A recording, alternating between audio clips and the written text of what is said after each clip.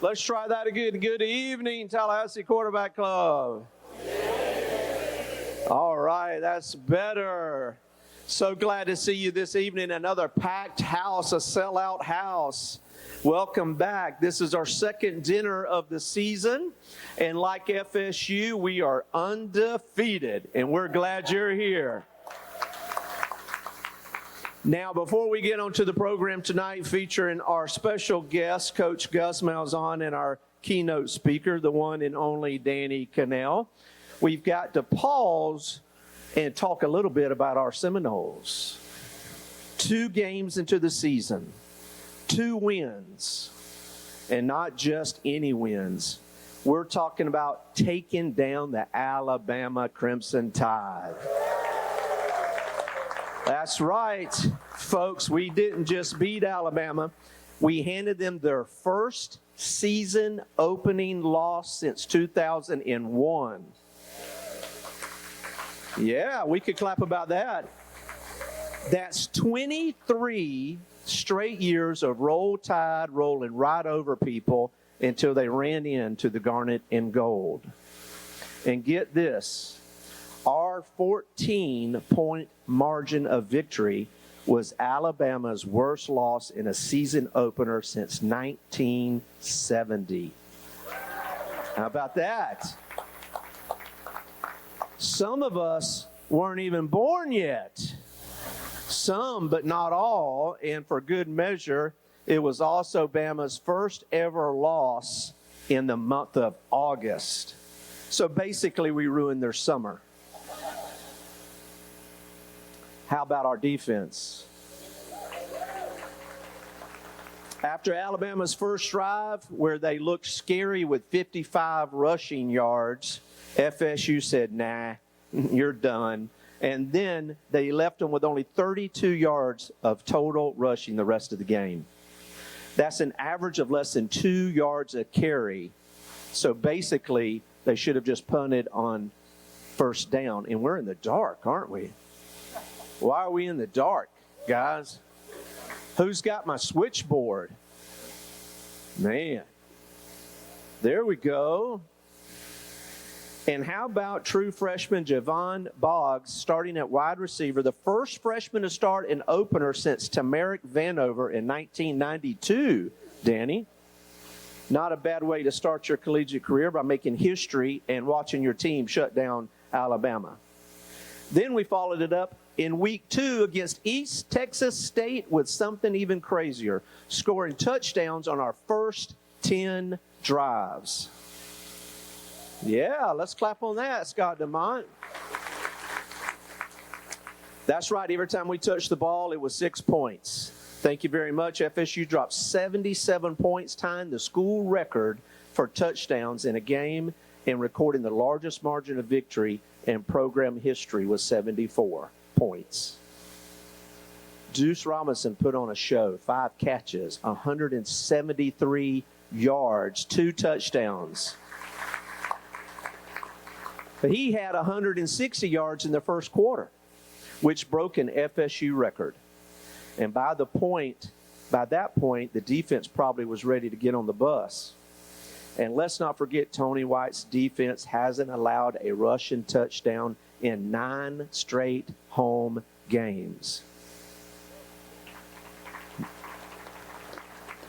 So if they're planning on running the ball at Doak, don't bother. Ladies and gentlemen, we've introduced our season slogan at the last meeting, don't chop believin'. Well, after knocking off Alabama and then rewriting the record books, the very next week, I think it's safe to say that the team believes, and so should we. Do you believe? Then say it with me. Don't chop believin'. And hey, it's been so good, and since we're believing, I started to think we all should just go ahead and call the travel agent and book our tickets to the College World Playoff. What you say, Danny? Welcome to you got any room at your place? Winning isn't everything. Sometimes a loss can be beautiful. How about that whoop down that USF put on them Gators? Anybody like that? We like that? Now, I know that at least one of our members had a real tough couple of weeks with his team going 0-1 to start the season. Yes, I'm talking about that fighting Irish who had national championship hopes to begin the season. Poor Johnny Devine, so upset. He stopped showering. He stopped eating. But his wife knew he was in a bad place when he stopped dyeing his hair. But from the looks of it tonight, Johnny, we can see you're on the mend, and we're glad to have you with us. All right, before we get too carried away, let's introduce our head table, and I will start over here to my far left, your right, which is Mr. Reggie John, who's on our high school committee and serves on our board. He'll be helping me hand out some awards tonight. Thank you, Reggie. And to his right, my immediate left, is one of the officers of our club, is our club secretary, longstanding secretary, Lorraine Head. Thank you for being here with us, Lorraine. And over there to my far right is the other officer of the club, our treasurer, who keeps everybody on track, is Megan Munyon. Thank you, Megan. To her left and my right is tonight's great sponsor and friend of the Tallahassee Quarterback Club, Joel Davis of Davis Watkins Funeral Home. We're going to learn more about him in just a little bit. He's got a full table over here. And over course to my immediate right, we know a little something about this guy, Danny Kanell, everybody, a big friend, longtime friend there.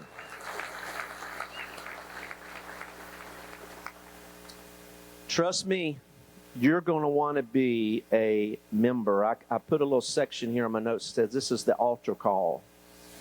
So here's the altar call. If you're a guest tonight and you're having a good time, and this is your first time here in a long time or ever, Tony Peruzzi, then this is a good time as any for you to join as a member of the Tallahassee Quarterback Club, which goes 12 months.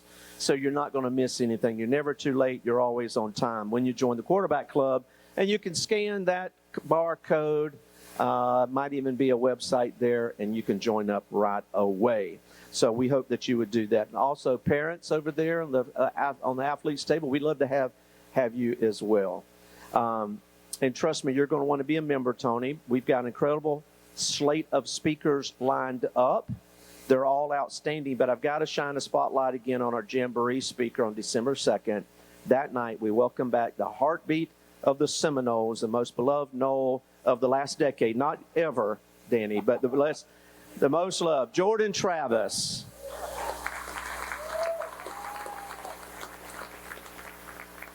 All right, I want to recognize some folks that are sitting at my table right here, because 30 years is a big deal. Look at the monitor over here. Congratulations on a 30th anniversary to Ben and Laurie Graybar tonight. They've decided to spend their anniversary with us. Isn't that cool? Or dumb, I don't know. So, folks, before we got in, we had a very special recognition that we had planned for tonight. As most of you know, just hours after FSU's historic win over Alabama, tragedy struck. One of our very own, Ethan Pritchard, a young Seminole with a bright future ahead, was shot and critically injured while visiting family in Havana. Since that night, Ethan has been in the fight of his life, and he's not out of the woods. But his fight and his strength and his outpouring of love around him have been nothing short of inspiring. We had invited, and he was going to be sitting here, Ethan's father, Earl Pritchard, was going to be with us tonight, and who's been by his son's side since the incident. But he got called away just shortly before our meeting that the hospital says you need to come. So what we want to do is we ask that each of you tonight, this evening, think of Ethan in your prayers and his father Earl and the family. Share your faithful prayers and your support for Ethan. We want Ethan to know that he's not alone and that our club and our community support him and are wishing for his recovery.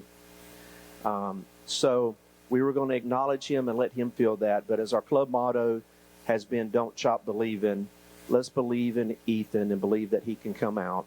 And we believe in the power of prayer, and we believe in the strength of this community to lift him up.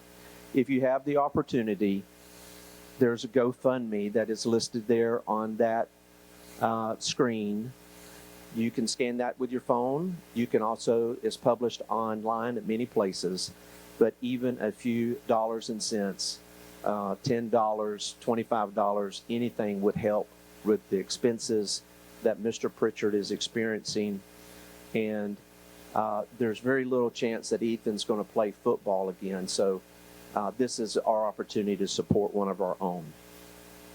So now we'll move from that and go into something a little more lighthearted and talk about our football polls. Will the following three gentlemen please come up to the podium? Josiah Davis, David Wilson, and Luis Lopez. Luis Lopez in the room. Josiah, and then David Wilson. Oh, all three are here. No? He had to leave? Oh, my goodness. You don't mean that. Oh, okay. Well, David Wilson was the winner.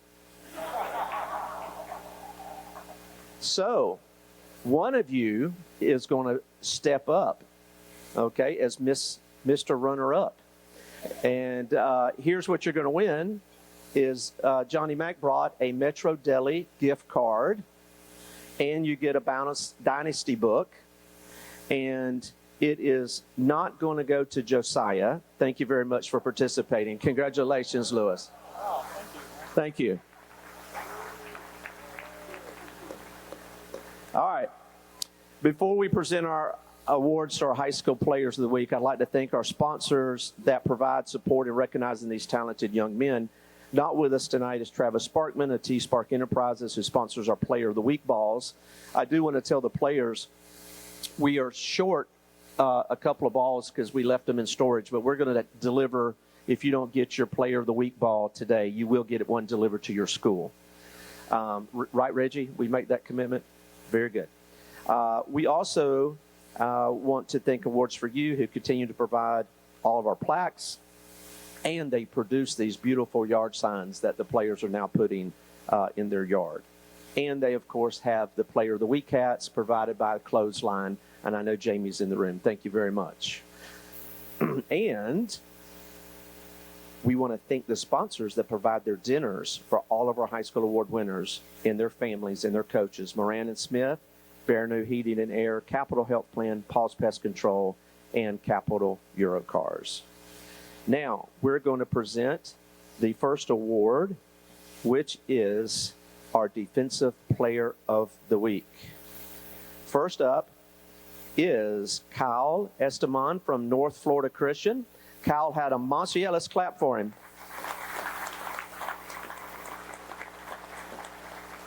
I'll call you up. Kyle had a monster game, 7 tackles, 2 interceptions, and sealed the win for the Eagles with that second pick. That's called closing time. Now what makes Kyle so impressive is that he's a two-way threat. Last season as a freshman, he actually led NFC in receptions and receiving yards and ranked second on the team with touchdowns, while also being one of their top tacklers and leading the team in interceptions. This year, he's back at it, leading the team in receiving again while shutting opponents down on defense. Oh, and that's not enough. He stars on baseball and basketball.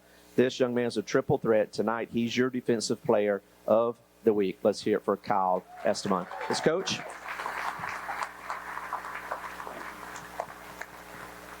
Well, good evening. My name is Michael Davis. I'm the quarterback coach at North Florida Christian, and we're super proud of Kyle for So many things. His work ethic, his tenacity on and off the field, and he loves sports. He loves football. He plays two different positions for us. Wide receiver is his primary position. So I thought I would be here at some point this year to give him an award on offense, but he decided to have a great game on defense, and we're super, super proud of him. He's a sophomore. He's a 10th grader, but he already carries himself as a sophomore in college. So mom and dad, they've done a great job with this one. So Kyle, on behalf of NFC, we're super proud of you.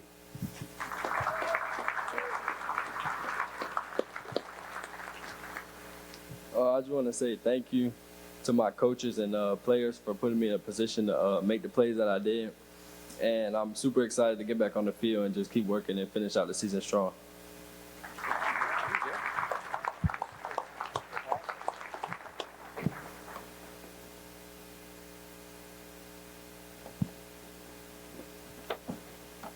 All right. Kyle, did you know Danny was a two-sport player, not three? What happened? Okay. All right, the offensive player of the week. Bo Bashir's junior quarterback from McClay.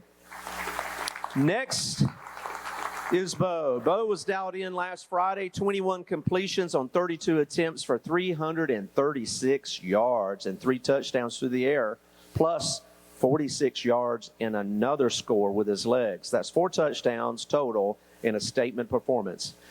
It's Bo's first season at McClay's starting quarterback, but you wouldn't know it. He's already become one of the area's top passers, and he has the Martyrs off to a perfect 3-0 start under first-year coach Irie Stone. And he's not just a quarterback. He's one of the team's top rushers, proven he's got that dual threat ability every coach dreams of. Beyond football, he's a standout baseball and basketball. And, yes, the name should sound familiar. His brother Nash starred at McClay as well, winning the Player of the Week right here at the QB Club, and even taking home the Peter Warwick Wide Receiver of the Year award last year. Ladies and gentlemen, Offensive Player of the Week, Bo Bashirs. Coach. Hey, good evening. I'm Mary Sloan, like you said, head coach at McClay. Everything he mentioned about this guy, we couldn't say enough positive things about him on the football field. What he does every Friday night is phenomenal, but the biggest thing that we love about him is his attitude. It's a lot to play quarterback at the varsity level, and there has never been a moment that's been too big. He never gets too up, too down, and our team really feeds off that. So great job, Bo.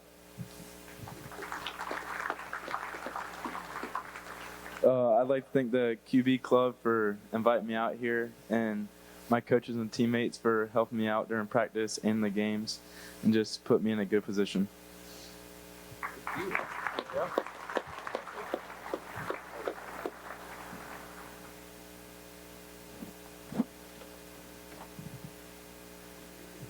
All right. Let's give away a couple of things. Danny, you ready? Yep. You got your little tickets, folks? Where's the Crawfords at? Look, we got this. He could shake them up. You could see them. No, I'm going to let you hold it. I'm going to let you shake them. You want to call out the last 3? You want me to call them out? Here we go. First thing that we're giving away, Michelle, is the Walk-Ons gift card for $50. Thank you very much for the Walk-Ons, folks. All right, this is number 867. 867-341. 867, you got it? All right, come up and get it. Congratulations. Walk-On Batteries Plus. Did we have that one? Did they bring it in? Batteries Plus, somebody was picking that up. Leah, did you get those? Okay. Did I have them? Here's Battery Plus. We know it's here.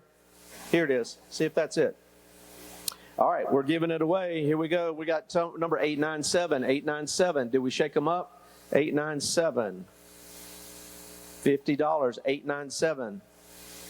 897. Here we go. We got 897. Well, come on, Drew. Come on up. Don't be bashful. All right, Shula's Steakhouse.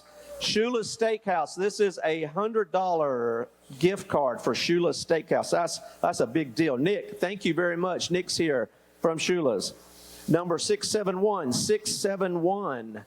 Who's got 671? Check her card. Check her card. All right, Savor gift card. I think there's a Savor gift card Dinner for 16. Number 928. Number 928. Who's got 928 in the room? We got 928 in the room going once. We got it. Sham. Well, congratulations. Sham right there. Okay. Grassroots. This is a beautiful gift from Grassroots. You can buy their coffee online. I don't have the details on it, but I'll tell you what, we're going to get them for the next one. But there's beautiful coffee. There's a hat in here, Grassroots hat, and it's official coffee of the Battle's End. So let's give that away. I think you gave me one, $8.37. Did I call that one $8.37 already? $8.37. Got it. Oh, there we go. We got Miss Vaughn. All right. And here's what we've got now is a Garnet Gold, the only what? Locally owned Seminole shop. And here's number 629, $50 gift card, 729. Do we have 729 in the room? We got 729, 729 in the room. 729 going once. We got it. Well, all right, come on up. There you go. 729. He's holding that back as far as he can stretch, and he said, nope, it's wrong. 729, 729, 729 going once, 729 not going. Here we got 822, 822. We got 822 in the room. Oh, back there in the back of the room, come on up. She's coming in the back of the room. Very good. And Smitty's. We have a Smitty's gift card, $50. $50. Here we go. $50 right there. And it is number 773, 773, 773. Okay. There you go. Congratulations. Tomahawk 51 from Will right here. 2 sessions in the rage room or the axe throwing. If you've got some aggression, is there a Florida Gator in the room? Maybe we should just give that to them. Here we go. 2 sessions. All right, Danny, that is 714. Danny pulled 714, 714. Do we have 714 in the room? 714. We got 714, I'm sure. Nobody? 714 going once. All right. 752. We got 752 in the room. 752. 752 in the room. 752. You got it. Congratulations right there. One more thing that we're giving away in this session is $100 to Tropical Smoothie. $100 for Tropical Smoothie. All right. Here it is, a $100 gift card. Thank you very much, David. Here we go. $100. $50. It's $50. You get half price. Half price. Let me have one. Half price. All right. That is number 719. 719. 719. Who's got it? You got, oh, Mr. Quinn. Very good. All right. We're going to jump ahead. Thank you. We'll get you back up. We're going to jump ahead because and give these next 2 awards after we have our next little presenter. Folks, let's give a great warm welcome in a few minutes to our new offensive czar, first-year FSU offensive coordinator and certified offensive mastermind, Coach Gus Malzahn. Coach, a proven head coach at Auburn, Arkansas State, and UCF, has long been celebrated for his dizzying offensive innovation. He's a guy who's hurry up, no huddle. Hey, no introduction is clearly needed. Coach, thank you for being here again. Here you go. Thank you all. Man, appreciate the welcome. That was really nice. Really nice. We just got done with an offensive meeting with our players. We have an off week this week, which is always good. I've been so impressed with our players. You got to keep in mind that we've got 11 new starters. All right, 11 new starters in the spring. We had a lot of guys banged up. We didn't have all the pieces of the puzzle. And really, it was the second week of fall camp that we had our guys to start working together. So what they've done in a short period of time is really unbelievable. And I can't be more proud of them. I mean, just from the standpoint of, offensive line. It takes a while for offensive line to get continuity together, especially when you're playing a team as talented as Alabama. And they did an unbelievable job. Of course, our quarterback, Tommy Castellanos, I can't say enough good things about him. Yeah. I got a chance. I recruited him out of high school. He played for me at UCF for a year, did some good things, decided he wanted to play. We had John Rice Plumlee as our starting quarterback. It was a real healthy thing. He goes off to Boston College, and so it was a great thing to get, reunion back with him. But He is doing a great job with leading. He's doing a great job with his playmaking ability. He's one of the more dynamic playmakers in college football, and I think the sky's the limit for him. He just got to stay healthy with everything that goes with it. Our running backs has kind of been by committee, which has been a good thing. I'm really excited about that. Of course, our receivers, Deuce Robinson, I think everybody saw what his potential, what he can do. Saturday, and Javon Boggs, another one. I think he's got a chance to be real special. Squirrel White, he can flat out run. So, we're in good shape with that. We're still working on developing some depth in the wide receiver room. We do have some young talent. They just need to kind of grow up. Our tight ends, we've got some really, really talented young tight ends. Randy Pittman, I think it starts with him. I don't know if you saw his physicality against Alabama, but he set the tone early, and it was addictive after that, and it was really, really nice to see. But, overall, I couldn't be more happy with our offense of where we're at. And I'm going to be honest, we're still growing. And, we played a team that was lesser last week. We scored a lot of points. There were some really, really good things that happened. But when you really break down the fine-tooth things right there that go with it, we're going to have to get better, and we're going to have to get cleaner before we get in this next 5-game stretch, and it's going to be some real football. And, as the season goes on, you start developing tendencies, and people start understanding your strengths a little bit better, and you have to earn it. And early in the season, a lot of times you can kind of catch people off guard. So we're going to have to continue to get better at the little things. That's really been our message. This week, the off week, couldn't have come at a better time. It was really good today just to sit back, and we took time to work on just us, not worried about opponent, work on the little things. And we'll do that again tomorrow, which is really good, going against our defense, which our defense, Tony White, it's a nightmare to go against him every day in practice, okay? I just wanted to say that. He's a big-time defensive coordinator and everything that goes with that. But just kind of wanted to kind of give you a big picture of where we're at. Like I said, we practice tomorrow. We're giving the guys off this weekend to kind of refresh. And then we'll come back Sunday night and we'll put the hammer down and be ready to go. All right, figure I'd go ahead and open up some questions that I can answer for you. Yes.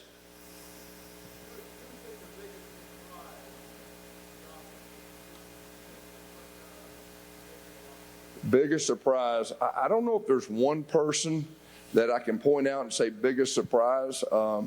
It was probably, to be honest with you, my biggest stress was the reality is we're playing a team as talented as Alabama, and we had 11 new starters. And to be honest with you, when you scrimmage against your defense, you find out a lot. But there's nothing like the real thing. How are guys going to respond? How are they going to respond to success? How are they going to respond to adversity? Because that was really my biggest stress coming in. And I couldn't have been more proud of the way they handled themselves. And what I really like more than anything is how physical we were.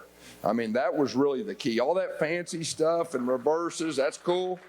But if you're going to beat a team like Alabama, you got to line up and whip them.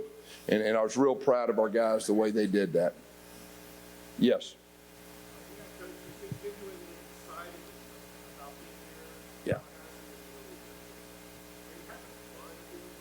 Yeah, there's no doubt. Somebody took a picture of me smiling. I don't know if I smiled the last 4 years, okay? So that head coaching stuff, man, let me tell you, you deal with everybody's problems. It's been real refreshing for me just to worry about one side of the football, to worry about your offensive players.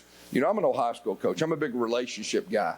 And you'll be able to go ahead and spend quality time with the guys and get to know truly who they are. They get to know truly who I am and work and all that. And then on the sideline, it's like Christmas. You ain't got to worry about any kind of like the special teams and situation. You get over there with that iPad, and it's almost like cheating, really. You sit down with your quarterback, and you say, okay, they did this. Guess what they're going to do next time? Okay, guys, here's what we're going to call the next series. And it's been real refreshing for me. And like I said, it's been a breath of fresh air. Yes. Yes. Yeah, so Gavin came from Oklahoma. and he's had a really solid career, battled some injuries, and he's an experienced guy. I have a lot of trust in him. Of course, the run he made down at the end of the fourth quarter, that was a thing of beauty right there. And then the lineman and pushing him in, and of course that was really good. But yeah, he's doing a great job. Roy Dell obviously got banged up. He played on a bad ankle the whole second, third, and fourth quarter. And one of the plays of that game against Alabama, it was 4th down and 1. All right, and we just ran old school split zone, and we ran it right there, and Roy Dell just ran through the linebacker. And Roy Dell's doing a super job. And of course, Ooze, the young one, he's got a chance to be real special. I've been real blessed to coach some of the best to ever do it. And I'll just say he's got a chance to be really special. So we do have some depth in that room, and you always need that. Yes.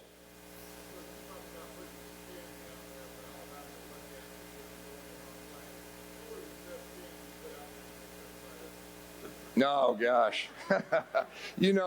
Really, first of all, they're really talented. And so we script about 11 plays.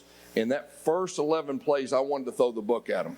And we wanted to run some plays, make their keys lie to them, where they'd go to the iPad and say, oh, man, they could do this, they could do that. And then after that, it just line up and go downhill on them. And so that was our plan. Our guys executed it really, really nice. And, of course, I don't know that reverse. I was pretty excited to see Danzy go down our sideline. And there's a difference. There is speed and there's real speed. He's got real speed, I'll tell you that. Yes. Coach, you've been very innovative to your whole career. Right? So, coaches, current coaches, former coaches in this building right now, you've influenced a lot of us and thousands of others. And who has influenced in you? Yeah. What's been innovative that you look to in the past, currently, and how have you implemented those things in your club? Yeah. Well, first of all, thank you for saying that. I'm an Ohio school coach. And, when you're a high school coach, you can try anything, and so I learned, and honestly, who I learned from was successful high school coaches in the state of Arkansas. There was about 3 of them that were legends. And I would spend time with them and pick their brain and just experiment a lot of times, and then kind of came up with my own things. And when I first got in college in 2006, I got some advice from a coach named Rocky Felker, a good Christian man.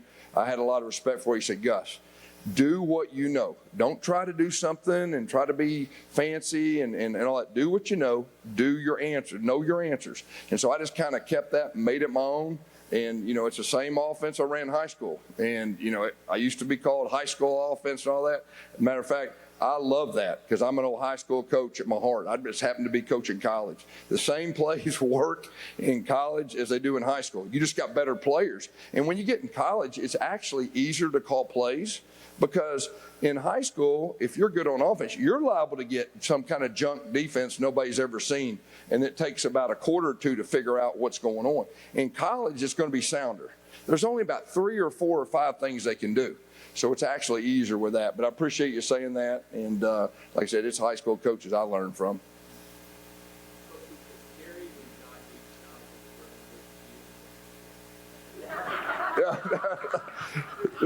Here you see, you mean? Okay, yeah.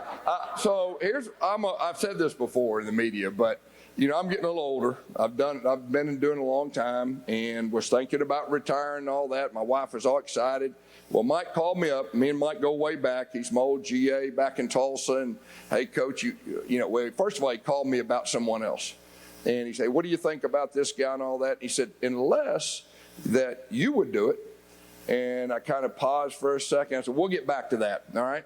And so we talked, and I've got a lot of respect for this place. Of course, we played against Florida State in the national championship game. I was on the sideline. Didn't work out real good for me. All right, but I know this is a place that it's one of the best places in all of college football.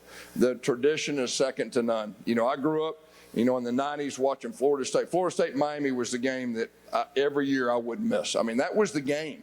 It really wasn't Auburn, Alabama when I was going. It was that. And so, a chance to be here, a chance to kind of just coach offense. And then I want to win another national championship. I'm just going to be honest with you. That's what I told Mike. I said, Mike, I'll do it, but man, let's win another national championship. And so that really is how everything, got put together. And, we're just 2 weeks in. I mean, we still got a lot of work to do. There's a lot of good teams, but I do like where we're at right now. Yes. Squirrel's doing good. He got a little banged up right there, but I think he's going to be fine. It's good that we have an off week right there. He's a veteran guy, and so I feel good about where he's at. Yes, in the back.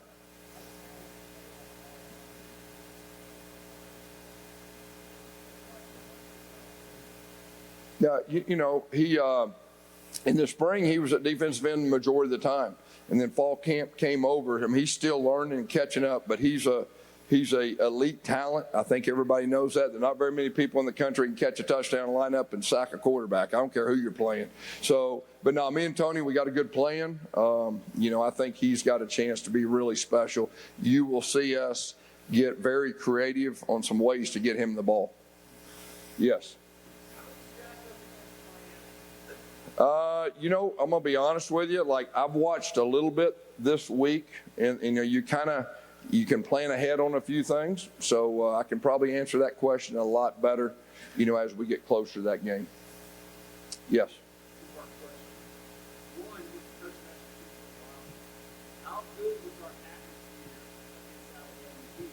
Yeah. Yeah. Okay. All right. So I'm going to answer the first one. Let me tell you, it was electric as any place I've been out there, 2 Saturdays ago. It was unbelievable. When Squirrel White caught the long one and Tommy ran that thing out, the ground was shaking. It was really impressive with that. So to answer your question about Damien, all right? So honestly, I was hoping he would know a lot more signals than he did, okay? So we were trying, but we weren't getting much, okay? So that's the truth of the matter. But I was hoping he'd know more. Yes.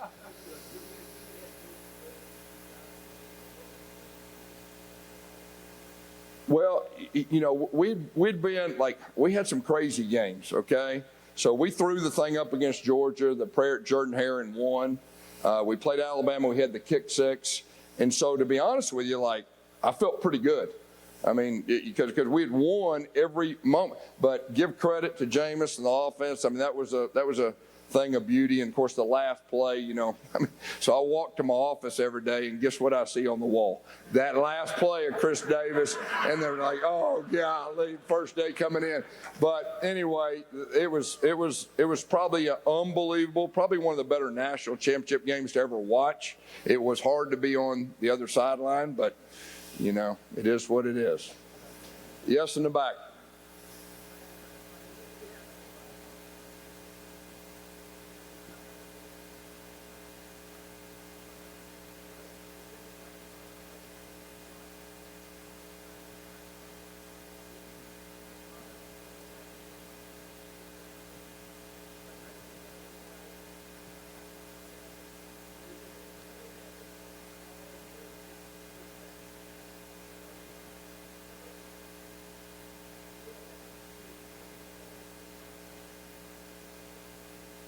So that's a play that, honestly, I think in Tulsa, and I used to run that in high school, okay? So we ran it at Tulsa. We were real successful. First got to Auburn, we were really successful. And for whatever reason, over the course of time, probably the last 5 or 6 years, I just hadn't done it. So it was really good for me for the first time in 15 years to catch my breath. I went back and looked at stuff we did at Tulsa. I went back and looked at stuff I did with Cam Newton. Back at stuff when I was the head coach. And so, man, we were the most efficient team in college football running. It's like stealing, okay? And it's about executing. And so it's just kind of one of those deals that, man, we're going to run it. And we could have blocked it better. We didn't execute as high as I wanted, but we scored. All right? So, but no, you'll see us. I'm not saying we're doing it anytime soon, but that will be a very effective play later in the season. We just got to call it the right time. But I don't know any of that. So y'all had bad luck with it a couple years ago? They fumbled. Okay, we're not doing that no more. Okay. Okay, yeah, it worked. Yeah, there you go. All right, good question though. Yes.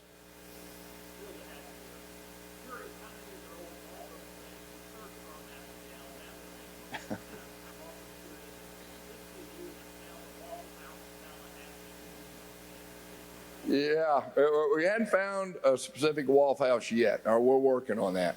Yeah, I mean, yeah, a lot of friends. I was at Auburn a long time. My daughter lives in Auburn, 3 grandkids, all that. So yeah, it was, I don't know, 600 text messages, something like that. So, we got a little history. I don't like him very much, so, felt pretty good, felt like old times, so. All right, what else? Anything else? Yes.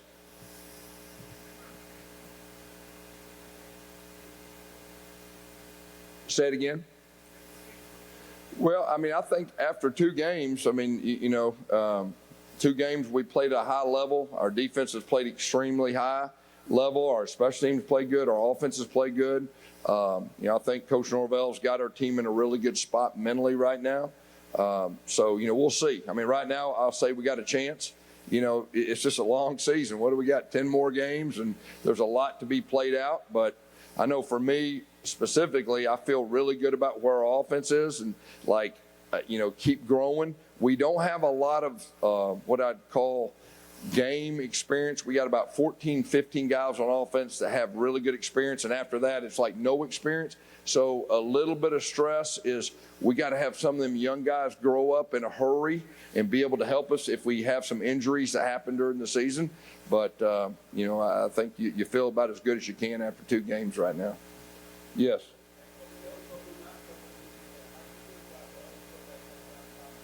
Tell you what, they both are. We played 4 of them. I don't know if I've ever played 4 quarterbacks in one. Yeah, they all played pretty good. But, they both did a good job coming in. They both have they played at a high level in scrimmages and practice since I've been here. So feeling good about our quarterback depth so far. All right. Yeah, that's it. Thank you so much for having me. I appreciate y'all. Thank you. Coach, we got a hat for you. Coach, we got a hat for you right there. Thank y'all. Please round of applause for Coach Malzahn. That was fun. I think we look pretty good here. Let's go with our offensive lineman of the week.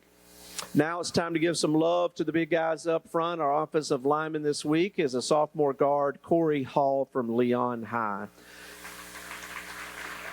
Corey had lights out performance last week, 0 sacks allowed, 0 pressures given up, and earned an 85% grade. That's the kind of consistency that makes quarterbacks sleep easy at night.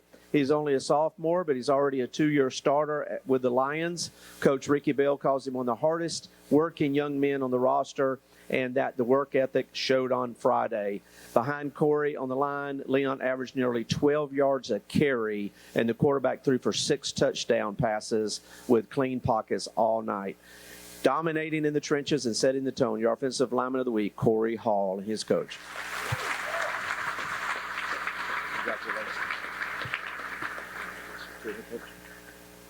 Hey everybody, I'm Coach Barber. I'm the offensive line coach and offensive coordinator at Leon. We read off Corey's stats. Corey played a heck of a game Friday night. We're very proud of him, but it goes a lot beyond what he did on Friday night. Since we took over and started trying to rebuild this thing at Leon, Corey has been there every day. He has never missed a practice. He has never complained. He's the guy that the other kids look to. Despite being a sophomore, we know he's not the biggest guy on the field. He's not the fastest guy on the field, but he gives the most effort day in, day out. He's my starting right guard. He's also my backup center, my backup left guard. So Corey is my Swiss Army knife. He's my get out of jail free card. So no one deserves it more than he does.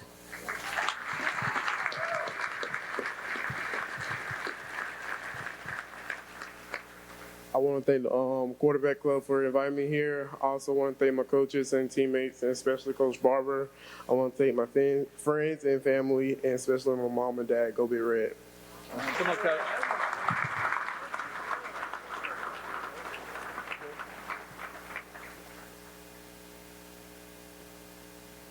All right. Thank you, Corey. Come back again, okay? All right. Now for our last award, it's our Impact Award. Junior cornerback Amari Peoples from Childs High School. Amari racked up 7 tackles, 3 assists, and a pass breakup, but his biggest play was one the Timberwolves won't soon forget. Just before halftime, he scooped up a blocked field goal and took it 84 yards to the house for a touchdown. That swung the momentum, gave Childs a lead, and changed the entire game. And here's the kicker. It sparked Childs' first ever win against the Wakulla program, a defining moment for Childs. Mari's been the leader on defense, currently second on the team in tackles and a rock in coverage. But that huge play last week showed exactly why he's tonight's Impact Player of the Week.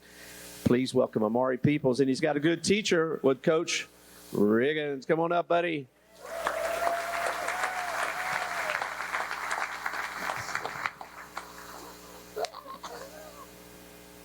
First, I want to thank the Quarterback Club for having us here and always doing a fabulous job presenting these awards and recognizing these young men each week. My quarterback was the recipient for offense last week, but we didn't have a banquet, didn't have a reception, whatever you want to call this, get together.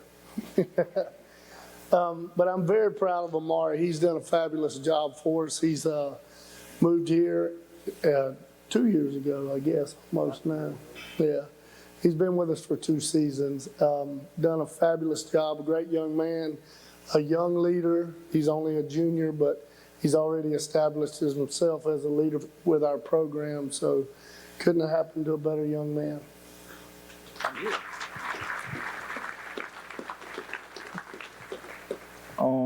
I'd like to thank God for giving me the opportunity to play the game that I love, and I want to thank the Quarterback Club for inviting me out here. I like to thank my coaches for always being hard on me. You know, even when I want to just give up and just take a rep off, they always been hard on me. And I like to thank my family with the move from Daytona Beach all the way up here to Tallahassee, Florida. And I like to thank my teammates, and with the bond that we have, it just can't be broken. And I'm glad that they accepted me in the Childs program. So go T-Wolves. Gotcha.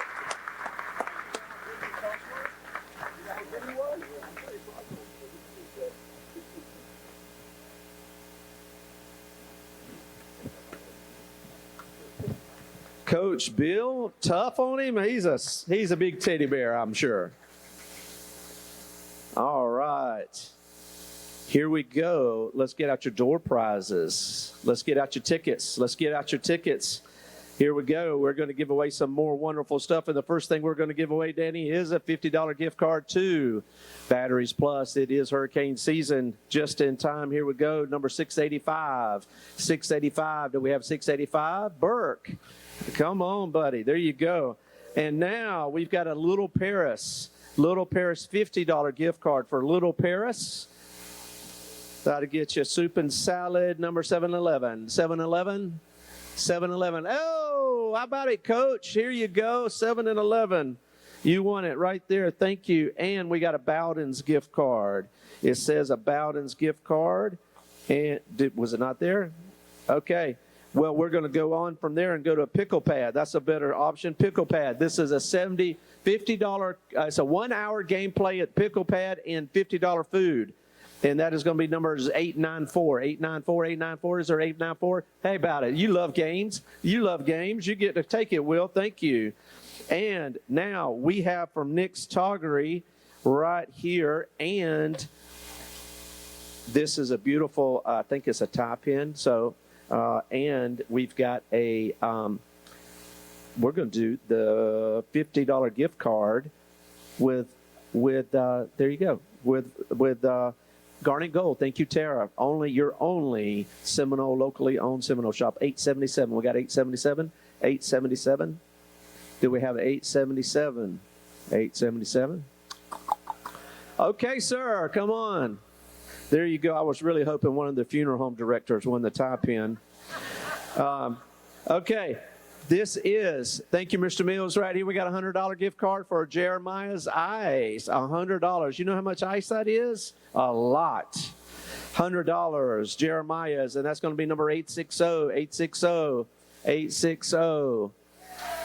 Oh, back there in the back. Thanks for participating. You've got it. Would y'all hold up that carpet, please, over here? Now, what we've got here is, ooh, uh-oh, I tore the bag. But it's a beautiful basket from Budget Blinds. Oh, I can see what's in there. There's chocolate pretzels, there's Seminole stuff, and there's $100 floating in there. And we're going to give it away. Thank you, Becky. This is beautiful right here. Number 823, Becky. Thank you. 823s or 823 in the room? 823 in the room. 823. We got it. 823. Anybody lucky? Anybody lucky for 823? You think you got it, Lorraine? 823 going once. 823 going twice. Gone. Here we got a number here. It's 896. 896. 896 in the room. Oh, you got it over there? You need some more kitchen towels. Come on up, sir. And also, we have right now, we got a spear. Who wants a spear? And guess what? You can't take it on the plane, Danny. Guess what? Y'all walk on down with that. I got it. I got it right there. Give that here to Pumpkin. Here you go. All right. Here we go. Who wants the spear? You ready? Number 7, 8, 2. 782, 782. Who's got a 782? Who's got it? That'll look good by a Garnet Corvette. Yes, take it to him. That'll look real good by Garnet. Give me one. Bring me those 2. Bring me those 2 right here. No, just that one right there. Those 2. Now, that was thanks to John Logane, by the way, that last spear. These 2 spears are from our sponsor tonight, Joel Davis. 2 more chances for a spear. Danny, I need 2 more tickets. 2 more tickets. The next spear is going to go to number, oh, God, I'm not calling that. Oh, that's 866. I call that out. 866. 866 is it? Oh, there we go. Congratulations. There we go. When's our last spear? All right, hold that up real high. You got an 8? You got a 4. If you're in it, raise your hand. 8-4. Raise your hand if you're in it. 8-4. 8-4. 8-4 still in it. 8-4-5. Who's the winner? 8-4-5. Who's the winner? Wait. You done won once, haven't you?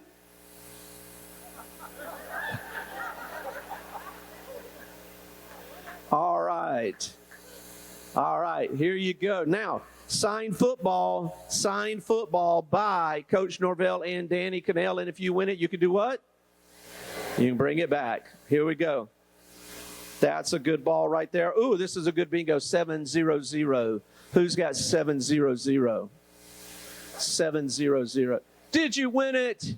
All right. Congratulations. Thank you very much. All right, y'all ready for the rug? Are y'all ready for the carpet one? David Walschlager, where are you at, David? Stand up. Thank you. There you are. You're waving. Carpet one. All right. If you win this, Lorraine and Reggie are going to come install it in your house. Number 840. 840. 840. Did you win it, John Joplin? Did you really? All right, John. Fantastic. You could come pick it up and they'll deliver it for you. Thank y'all very much. Thank you for the extra prizes. And all right, here we go. We're done, ladies. Thank y'all very much.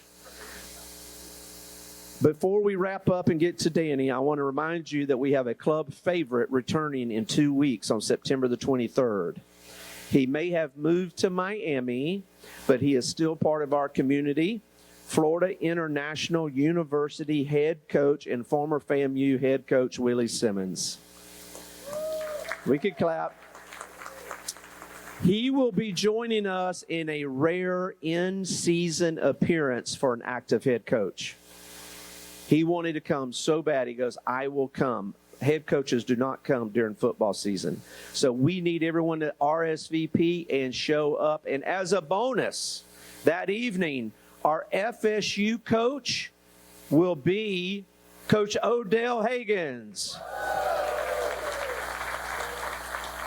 You know Odell's going to have some great things to say, so be sure you RSVP for that. All right, before we bring up tonight's keynote speaker, I want to introduce a good, great friend of mine and tremendous supporter of this club, Mr. Joel Davis, owner and operator of Davis Watkins Funeral Home. Now, I don't know what it is about Quarterback Club that seems to attract funeral directors. Maybe it's because we're 76 years old as a club, which makes us younger than some of our members. You caught on. But in all seriousness, Joel has been an incredible supporter of this club. This is his third straight year sponsoring a speaker. And before I finish, I did want to say that Michael Cross from Southern Benefit Solution sponsored Gus, our FSU update with Gus Malzahn. But back to Joel. We're truly grateful for his commitment. Joel offers prepayment plans, and he's great with makeup, Johnny.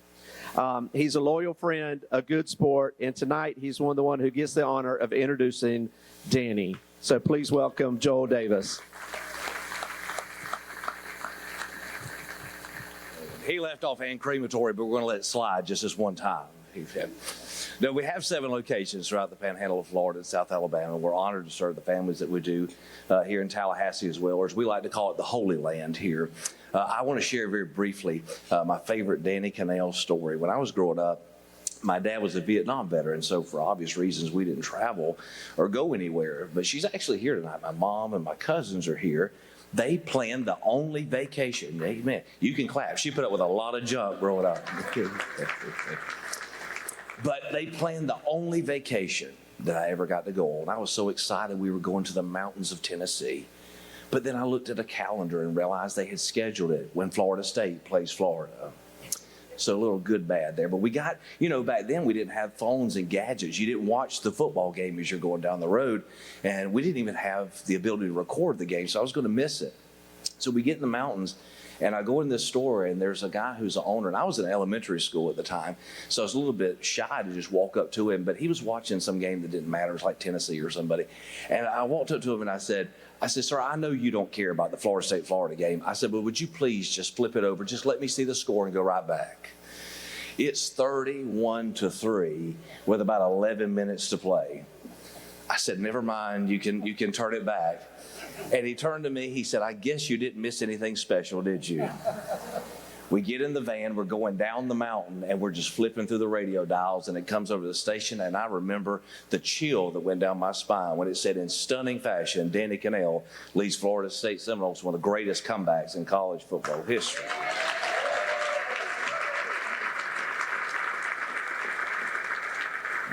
We nearly ran off the mountain. We did.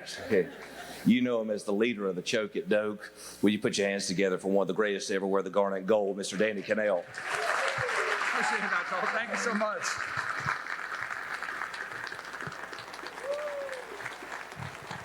Thank you. Awesome. I love being back.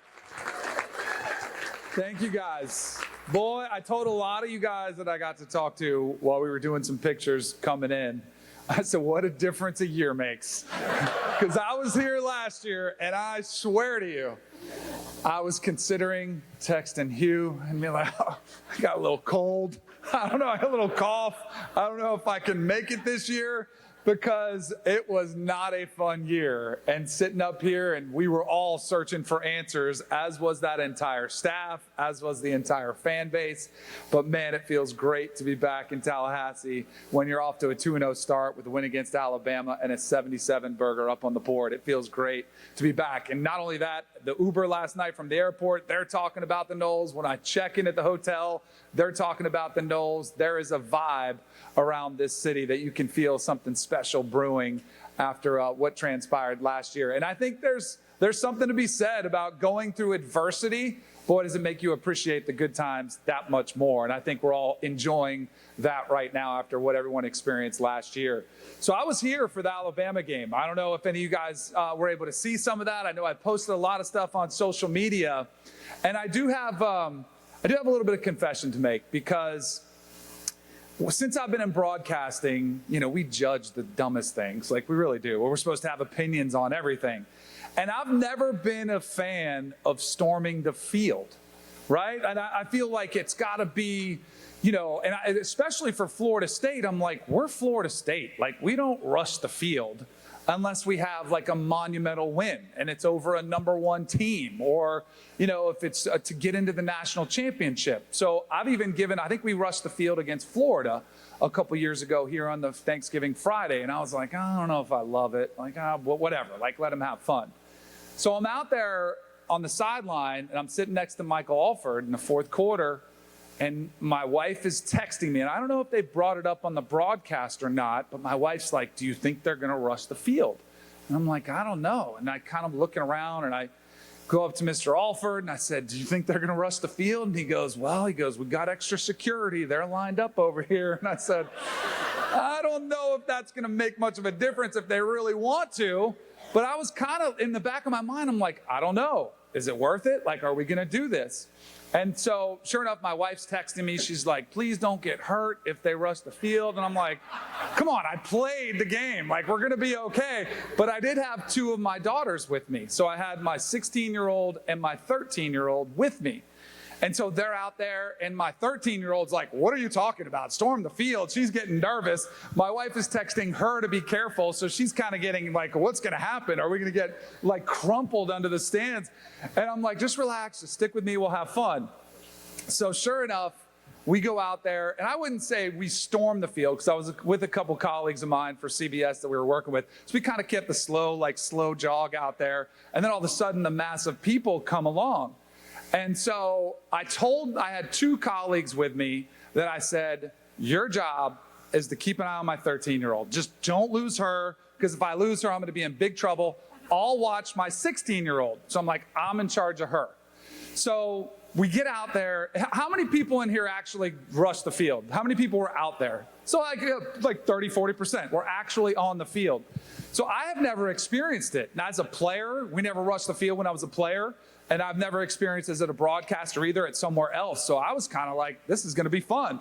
So I'm out there, and you guys know it wasn't an incredibly hot day, but it was a little humid. So it was probably 85 during the game. But when you got on the field, and we went right to the 50, like we were right in the middle of it, all of a sudden the oxygen like just leaves the stadium, and it goes from 85 to about 150. And I like to go in a dry sauna, but that's when there's nobody else in the room. And I look down at my 13-year-old, and she's shorter, so she's kind of looking up, and she's like, I don't know if I like this. She's like, can we leave now? I'm like, we just got here. So I turned, and my two colleagues that were with me, they were like, all right, they documented on social media. They're like, we'll take her. I'm like, perfect. So I turn around, and all of a sudden, I don't see my 16-year-old. And I'm like, well, she's got to be like right here. And I'm looking, and she's wearing like a Florida State jersey and a Florida State hat, which is pretty much what everybody's wearing on the field. So my wife texts me, and she's like, are you guys okay? And I text back, I'm like, of course.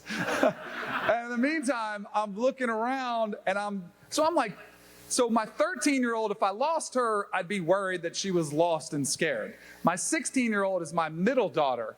And with her, if anybody else has middle children, I'm worried that I'm going to run into her in College Town and she's chugging beers with some college kids. So I'm like a little bit of a different sense of urgency as I'm looking for her. So I text her, I'm finding her. Eventually, and about 15 minutes goes by. It might have been the longest 15 minutes of my life. My wife never really found out until it was safe, so we knew that was okay. We reconnected, got her to bed safe. It turned out some player, it was a linebacker, like a backup linebacker. She was documenting it for her social media, everybody's, and he grabbed her phone and was like, I got you, I'll take you everywhere. So he's like going through the crowd around the players.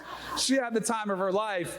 But I will say, I am officially a fan of storming the field. Like, I get it now.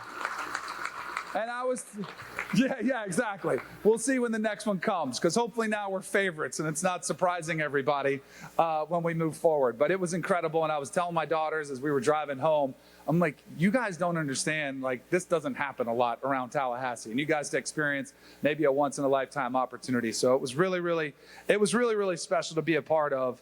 And I did want to talk about that game specifically, because I thought it was huge, and I feel like I'm stating the obvious, but I do feel that win completely changed my perception of what Florida State could be this season. But I think maybe most importantly, I know what it means for those players in that locker room, the way they perceive themselves, what they can do this season.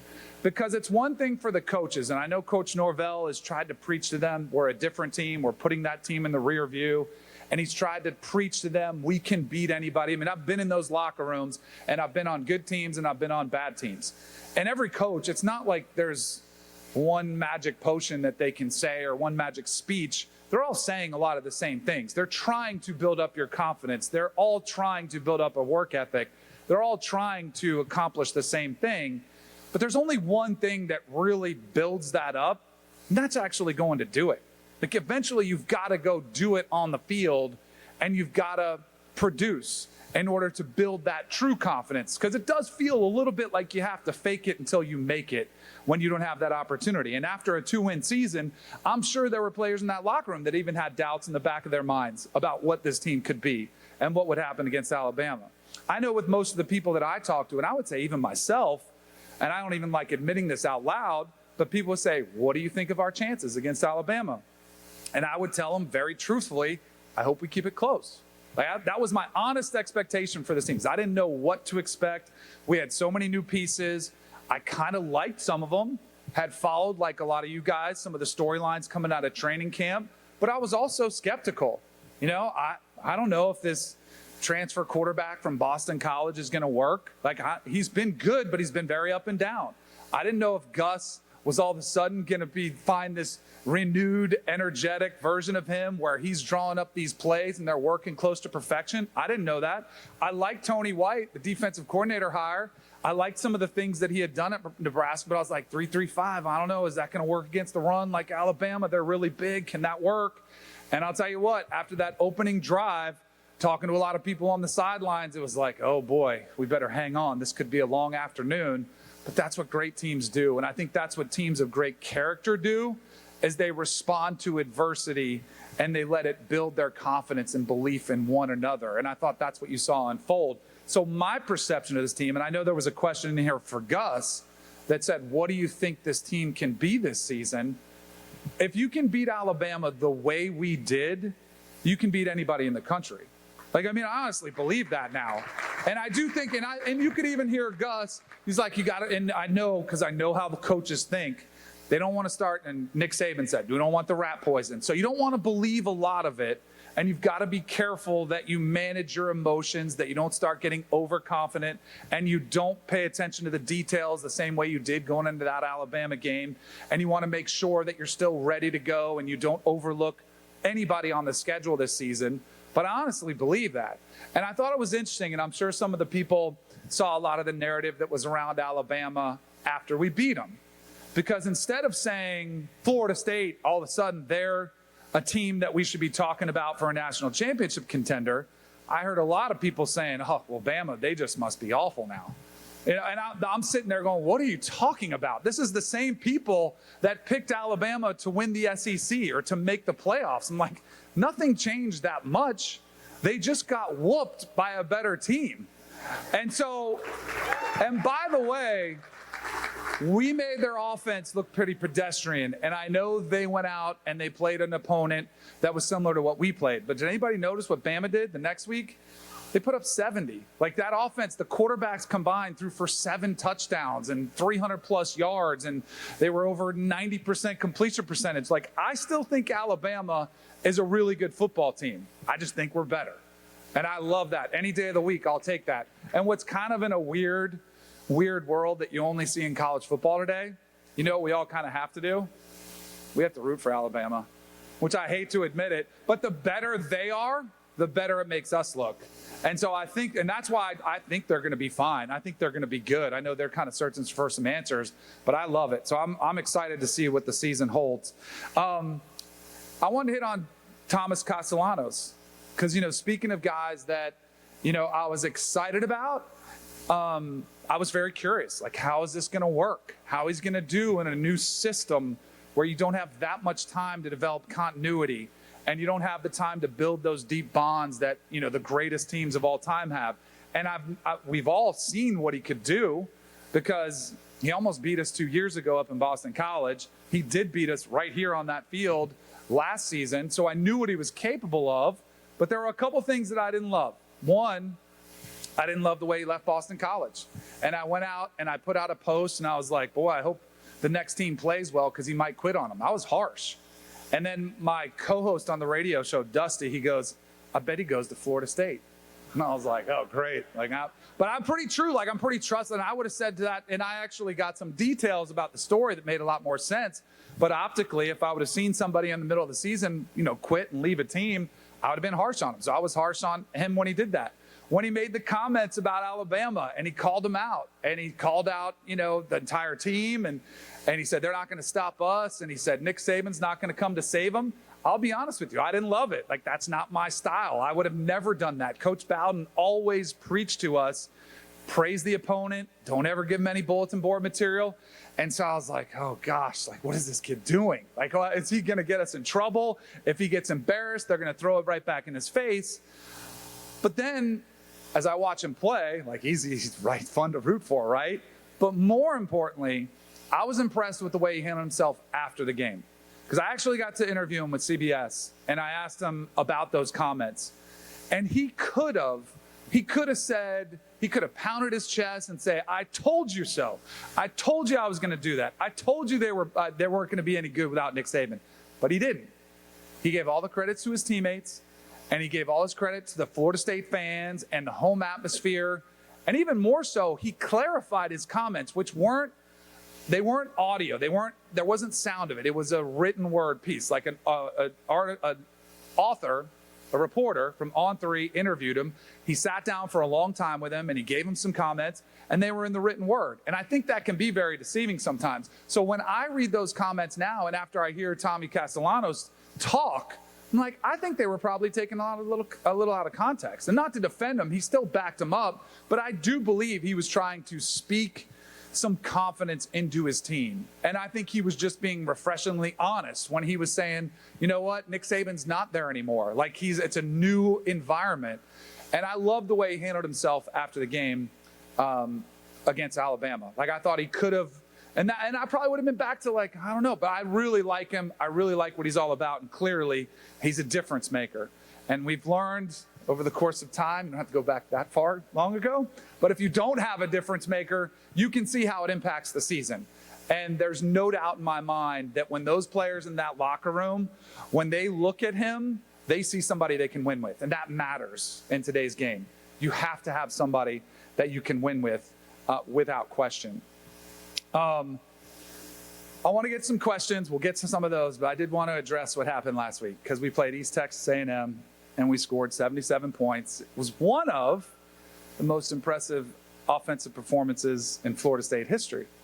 The most points that were ever scored were 80 in 2013 by one Jameis Winston and company. I believe that was against Idaho, an FCS team.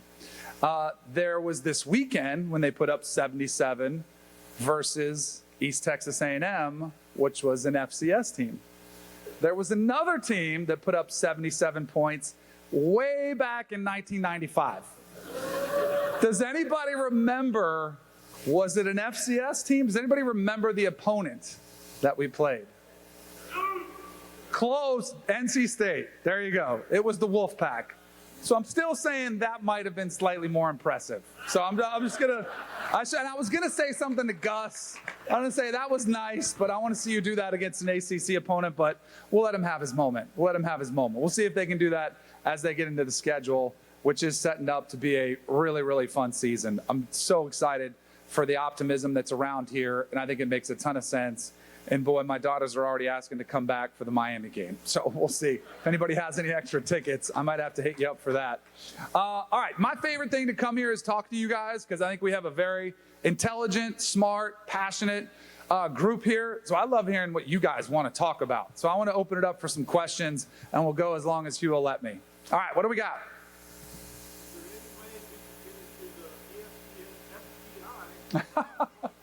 So I hate the FBI. When I was working at ESPN, I made it known. And I think some of the nerds that make up the algorithms, I don't think they love me calling it out because they're not very transparent. I think there's a very clear reason for what's happening with the FBI and why we're still not getting the respect we deserve. So I've tried and they're not very forthright, so I can't really get the exact, but they give you a generic kind of explanation of what they are. And one of the things that they take into consideration is your last 5 seasons. And I think last year, a 2-win, that clearly throws us, our metric way off kilter when they put that in the system. And it's a reality. Like in golf, if you have a handicap, you throw out your worst and your best score. Like maybe that's a better way to do it, but they don't. They keep that 2 wins on them. So I still think in the FPI, I think that's dragging us down. I will say, and there's been a lot of conversation, I've been trying to bring to light the AP Top 25, which I feel like is a complete joke. There were some things that were kind of revealed this week, and you can actually track the AP voters. There's 61 of them, and you can see what voter put each team where. And there's a website called College Poll Tracker, and you can see who are like the outlier picks. They have extreme picks and some others. And there are still voters. There was a voter in Baton Rouge that still has Alabama ahead of us. And I'm like, well, can we explain this? Like, I actually invited him on my radio show to try to see, like, did he forget what he watched on the field here in week 1? Like, I honestly, and maybe he did, which I actually would feel better if he was just like, my bad, like, I just screwed it up. He also had Florida still ahead of South Florida, even though we just saw that game unfold. But the whole system is sort of a joke. But what drives me crazy is it does create narratives and perception throughout the entire season. Because one of the headlines I heard this week was the SEC has 11 teams in the top 25. And that's super impressive. But is it? Because a lot of those people come in the preseason and they're not really doing the legwork that guys like myself or Arise Davis or Brett McMurphy, like national full-time college football reporters, analysts, TV people, like there's a lot of people that are beat writers. Some of them represent, like there's a writer from Wyoming. And that's good. They want national representation. But I think when those preseason polls come out, they're not doing the legwork to really dive in. So it's human nature. When they're filling out the top 25, they might watch a little bit of ESPN and they say, oh, the Florida Gators, like everybody's high on Florida this year, so I'll put them at 15. And it's like, basically, like they finished the season strong, but they still got smoked at home to Texas A&M and Miami last year. But it's the Florida Gators. Well, they've got to have good recruiting class, so we'll plug them in.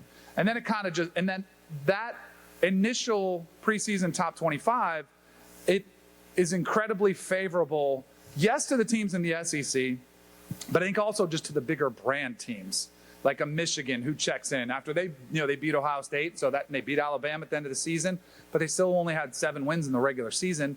But they're Michigan. They bought a big quarterback, and so they must be really good. So we'll put them in the top 25. Like, it's just kind of lazy, but you hear that, SEC has 11 top 25 teams. So now what happens when they play each other? Oh, that's a top 25 team you lost to, so we're not going to drop them too far. And if you beat them, oh, that was a top 25 win. Way to go. We'll bump you up 3 spots. So it's this kind of recycling, like, just system that really benefits the teams that are in there. And the SEC gets an incredible benefit of the doubt based on preseason narratives and a lot of voters that don't even pay attention. So it's been something that's really been frustrating to me. And I think people are starting to come around and realize it, which hopefully makes a difference. We'll see. I do think with 12 teams, like, it doesn't matter as much, but this season specifically, you saw an incredible push from the SEC to put out a lot of information, I call it propaganda, about their strength of schedule. And while some of them are incredibly tough schedules, the thing I want us to make sure that we're looking at is you got to win some of the games. Like, you can't be 9-3, and yes, your schedule is really hard, but you lost to all the 3 good teams. Like, you have to beat somebody, but I guarantee you when it's December and we're talking about the 9th, 10th, 11th, like the teams that are on the bubble, that once again is going to be a really strong push from the SEC, from Greg Sankey, from the talking heads that, played in that conference. They're going to be like, well, our 9-3 is better than your 11-1 because we had such a hard schedule. It's going to happen. So we just kind of have to. And last year I thought it worked out really well. I thought the committee did a really good job by keeping Indiana in, because Indiana almost got knocked out, by keeping SMU in. I mean, Rhett Lashley was pretty vocal about why are we even playing in the ACC championship game? Because people were saying if they lost to Clemson, they should be left out. But yet they're playing an extra game while a lot of teams are sitting at home watching. Like, it didn't make a lot of sense. And what's crazy, remember in the game, they were down 3 touchdowns in the ACC championship game. They came back to make it close, then Clemson kicks a game-winning field goal. If they don't make it close, I think there was a chance SMU would have been left out.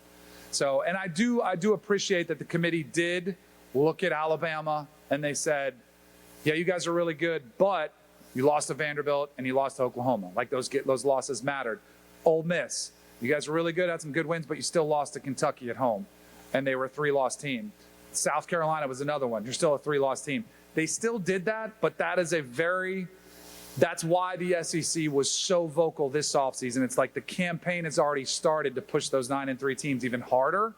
So it's just something to keep an eye on as we get towards December, and that, selection committees behind closed doors making their selection. There's going to be a really, really strong push, because I think there's going to be several, and I think it'll be more interesting because I think there might be a 9-3 team this year, because I do think there's a lot of parity across college football. So, I think there'll be fewer 11-1s and 12-0s, and I think there's going to be a lot of 10-2s and 9-3s that you're going to be selecting from. Yeah, right here.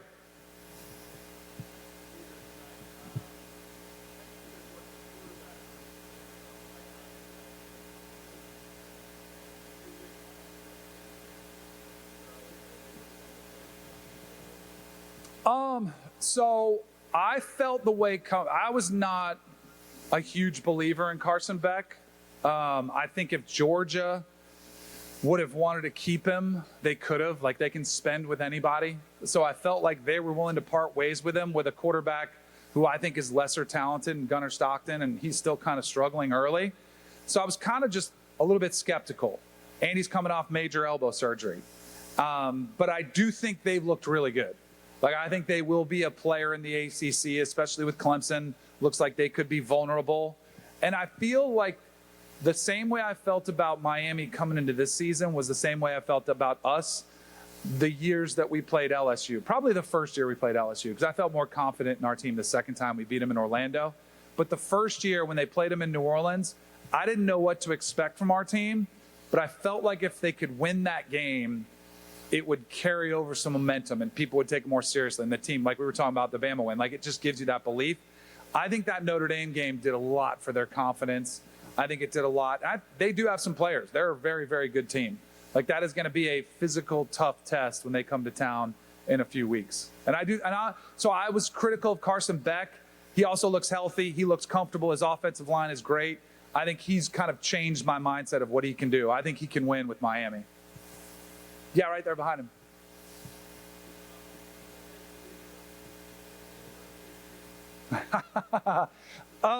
That's a good one, because I do think probably in 5 years, I think you're going to see another big shift in college football. I hate it. Like, I wish we could get some stability and we get the dust to settle. Ultimately, I think in 5 years, that's when it gets done. We've seen the new, contract with the ACC, which has been amended, where the exit fees go down. And 2031 is a year that a lot of people have circled, because a lot of the Fox, ESPN deals with the Big Ten are starting to come up. They're expiring. As far as the Big Ten or the SEC, it's a question of what do you want? I do think it's what do you want. If you want to play in great atmospheres and you want to play, regional, if you want to play close to you, and you want to play against some of the best competition, I think it makes a ton of sense. Like, I think it's a better fit for Florida State. Having traveled a lot of the fan bases, I think our fan base goes toe-to-toe with any one of them. But I will say the difference in the SEC and the ACC and maybe even the Big Ten is that top to bottom, the fans are more passionate than anybody else. And if you go to a Wake Forest game, which I don't know if any of you guys have had the pleasure of traveling to Winston-Salem, it's a beautiful town, but it's a little bit sleepy on game day. Same thing at other places. It doesn't mean they can't be good football teams. It's just not the same. And if you go to Nashville now for Vanderbilt, or if you go to Lexington for Kentucky game, it's still a pretty good atmosphere. And I feel like from a fan's perspective, we fit in better with the SEC. And while the Big Ten, I do think we'd have a better chance to win more games consistently. And so you have a better chance to win a championship. I think across college football, that parity is really going to start to come in. and it puts more travel on us. We have to go to cold weather teams. So, I don't know, I didn't really answer your question. I kind of would love to be in the SEC because I like to talk a lot of trash, and their fans do too. And there's nothing better than throwing it in their face when we beat Alabama. And I think I'd be over the top obnoxious if we were in there and we won it. So maybe that one. But there's a part of me that if we're in the Big Ten, it kind of makes us different than Florida. It makes us different than Georgia or Alabama or Auburn. It's sort of a unique aspect. And I do think from a TV perspective, if you're the Big Ten, you would love to come in and scoop up Miami and Florida State. Like bring a rivalry in there that gets a whole region of TV viewers. I think that would make a ton of sense too. So I honestly don't know. I know there was a lot of movement towards the Big Ten over the last couple of years. I still have a hard time believing the SEC unless Florida makes a really big stink. But I do think Greg Sankey would be like, no, that's too good of a brand. We're not going to pass on that. I still think the SEC probably is where we end up. But nothing will surprise me. We've seen so much change, and there's been so many. I mean, I never thought I'd see quarterbacks making $4 million, and we're seeing that now. So there's been so many things that are changing the way you view the game. Nothing would surprise me at all. What you got?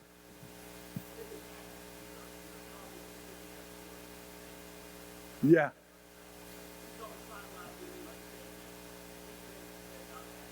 Oh, yeah.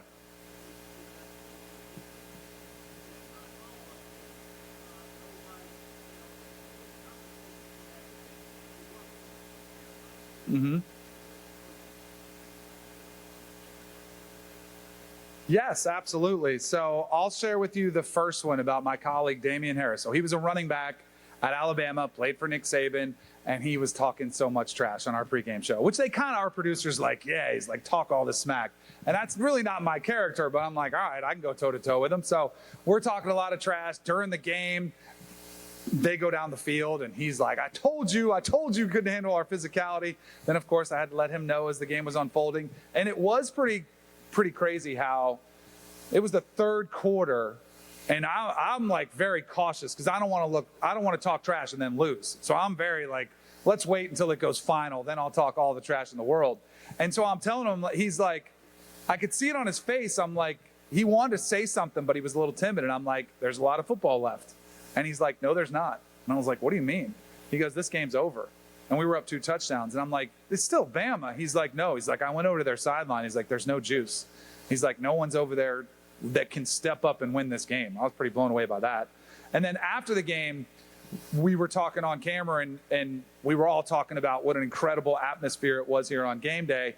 And he said, I think it's one of the best atmospheres I've ever been to. And he said, I would put it above Baton Rouge at night, which is sort of that game that, that environment is sort of the gold standard. Everybody kind of defaults to that's the best atmosphere you can be in. And he played in it. He played in every SEC atmosphere. He played in that game. And for him to say that, I thought was a huge testament to our fans. And I would second that. I mean, it was a top atmosphere I've ever been to that I can remember. And it was interesting because I know there was some people that weren't happy about the 12,000 seats getting removed and, having the new, the redone stadium. I didn't notice one bit of drop off. And I think we elevated and stepped up our game as a fan base, and it was awesome. It was great to see. For the Danny Werfel story, so Danny Werfel and I, we met in high school. We kind of traded phone numbers because we didn't play 7-on-7 and we didn't have social media. And we saw each other on a visit, and we were just kind of like, hey, let's keep in touch. We were both Christian. We both played quarterback, and we were both being recruited by a lot of the same schools. And it was funny, as we started talking, we're sort of trading information. And one of the things I was looking for as a recruit were what schools were being honest with me. And so there was a couple schools, and I was telling them, I'm like, well, this school said I was their number 1 target. And he goes, well, they told me that too. And so neither one of us ended up going to that school because it kind of was like, I would appreciate, and then we talk about Florida State and Florida. Oh, and Mark Richt was like, we're recruiting Werfel as well. And he told Danny Werfel, we're recruiting Kanell. Like, they were honest. That's all I was looking for, was just be honest with me in the process. And so we were trading information like that, and we were talking. And so it was getting closer to the decision. And the other thing we kind of decided together was we didn't want to go to the same place because there's only one football and there's only one quarterback position. It just didn't make a lot of sense. And while we were pretty good buddies and we probably would have had a good time, one of us been sitting the bench. And so it just didn't feel like it made a lot of sense. So I called him towards the end of the process and I said, I think I'm going to go to Florida State. And he was like, awesome. He's like, that's great. And then like the next week, he ended up committing to Florida. And so I was back and forth between Florida and Florida State, but ultimately I just felt better. And it worked out great for both of us, right? I mean, he goes and wins a Heisman Trophy and a national championship. We come here, we win a national championship my sophomore year. And I often wonder, like, I think it might have worked out for me at Florida, but one of the best decisions I ever made was to come to Tallahassee because of people like you guys, the family that you build up here. Never for 1 second regretted that decision ever. It was awesome. Yes.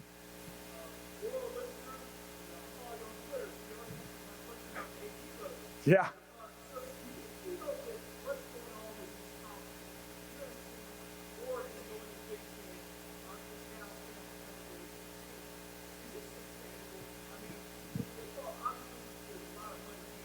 Mm-hmm.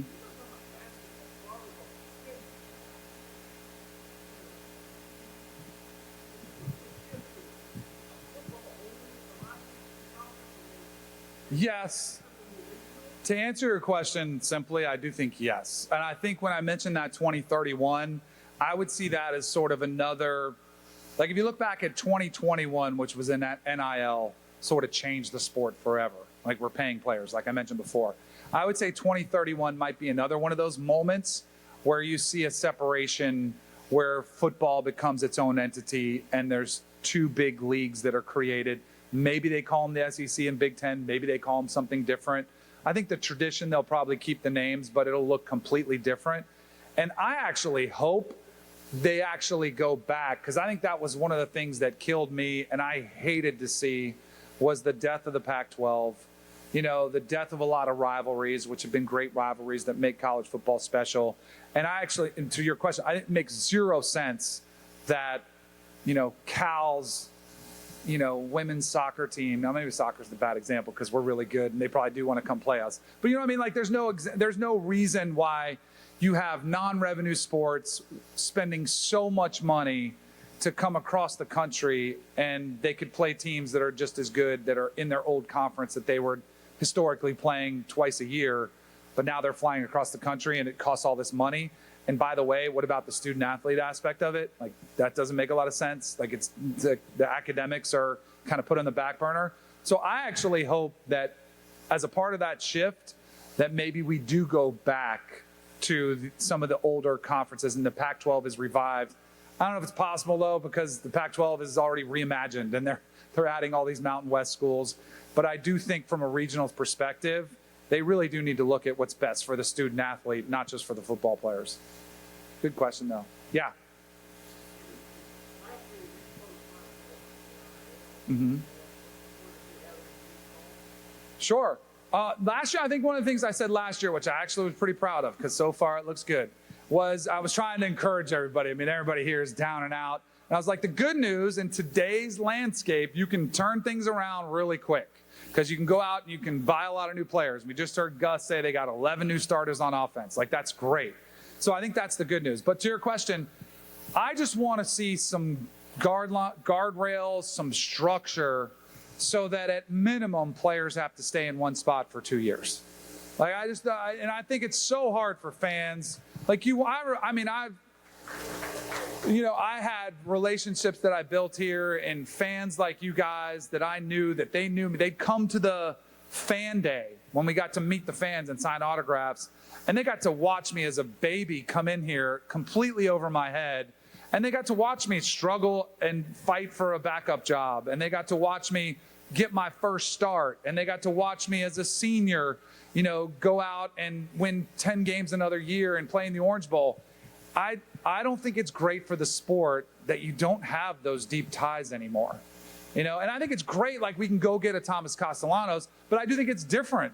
Like he's out, and I talked to him after the game. He's only going to be here for 1 year. Maybe that changes. I'm actually hoping there's a rule where they get 5 years of eligibility. Maybe we could squeeze 2 out of them, which I think could be pretty interesting if we get that. But you know what I mean? Like I just, it makes no sense. It makes it impossible for coaches and a coaching staff to manage a roster.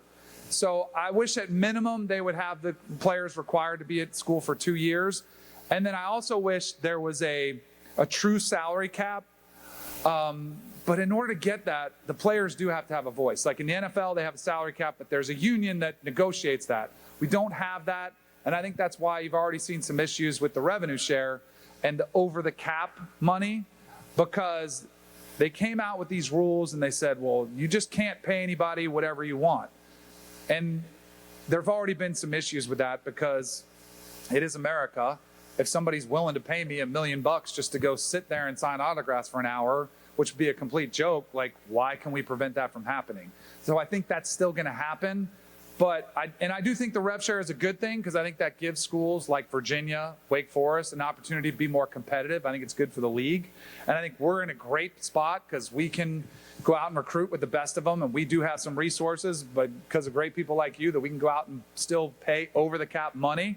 But I wish there was a little bit more structure in place and there were a little bit more guardrails. And I think they'll come, but it's just there's so many legal complications. Like when you enforce certain rules, it's like the players' agents come out and they threaten to sue and they win the lawsuits and it's like you're back to square one. So I think it's something that we have to keep an eye on, and I think it's come under control a little bit better. But I hope there's even more structure. Again, that 2031 is one where I think you'll actually possibly see a union and the players as employees if they're separate from the university. It's just a date to keep an eye on. We'll see. Anybody else? One more.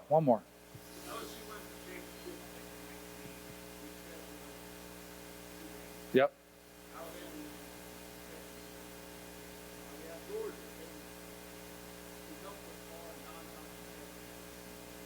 Yep.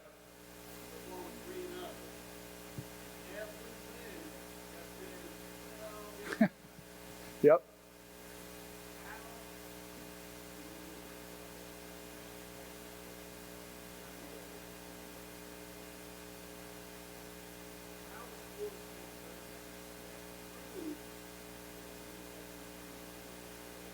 Yeah.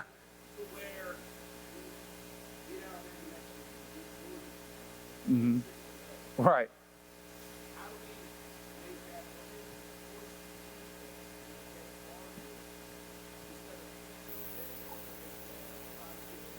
Right. The LSU game, when we got left out of the playoffs in 23, that one bothered me the most because we did it. We beat them handily. I think we beat them more impressively than Alabama and a lot of their teams that were in Alabama ended up getting that playoff spot against Michigan. So that drove me nuts. And of course, we know the Jordan Travis injury, how that changed perception, which again drove me nuts. Tried to pound the table as much as I could. It didn't matter. You just have to keep winning those games. But I do think for the ACC specifically, and I think it's interesting because the SEC is going to go to 9 conference games, right? Which I think is a good thing. I think one of the bigger issues in college football is there's not enough continuity. Everybody does play different schedules, and it's hard when you're judging resumes to be comparing apples and oranges. It really is. They're just different schedules. But I thought it was interesting. Nobody was asking the ACC to go to 9 conference games, which I think is a good thing. And I think Jim Phillips is going to have to address this because I would rather see, as opposed to getting an extra ACC game, we play 8 right now, I would rather get 2 more games versus a Big Ten team, versus another SEC team, versus a Big 12 team, because I do think the perception of the ACC is if you add that, it's not going to do anything for our strength of schedule. So I think Jim Phillips, the commissioner, should actually come out, because it's been the talking point now, and say, you know what, we're just going to require everybody to play 10 Power 4 teams. And we actually would play 11 because we play Florida every year. So we're already at 9, and this year we're at 10 because we play Alabama as well. But I would love to see us go against more Big 12, Big 10, and SEC teams. And I think the more opportunities we get outside of the ACC, the better. And then we have to go dominate the ACC and show, do what Clemson has done. And I think we'll get that respect. The 23 season killed me because I thought we really had it, captured perfectly. And it was like the team was all culminating, special defense, special players, and we just got screwed. And that's the only way you can look at it. And it still irks me. And I think still irks a lot of people. But I think we'll get that respect. We just got to keep doing it. Keep getting the word out. Awesome. I just want to thank everybody for having me back. Again, anytime we're 2-0 and we beat Alabama, I'll be here. I don't know about the 2-win seasons, though. Thank you. And Danny, we've got some parting gifts for you. We got some buttons for you to take to your daughters and your wife and for you to wear on air. Don't Chop Believin'. Some Grassroots coffee. We got you a spear right here from John Logane. And from the membership here, we have a very beautiful Seminole box with the Tallahassee Quarterback Club engraved on the front. And in there are some whiskey glasses and coasters and ice cubes or something. Everybody, remember to take a button, to take it with you, to give to a friend. Let's chop believin', don't chop believin', and we'll see you in 2 weeks. Thank you for being here, and good night. Drive careful.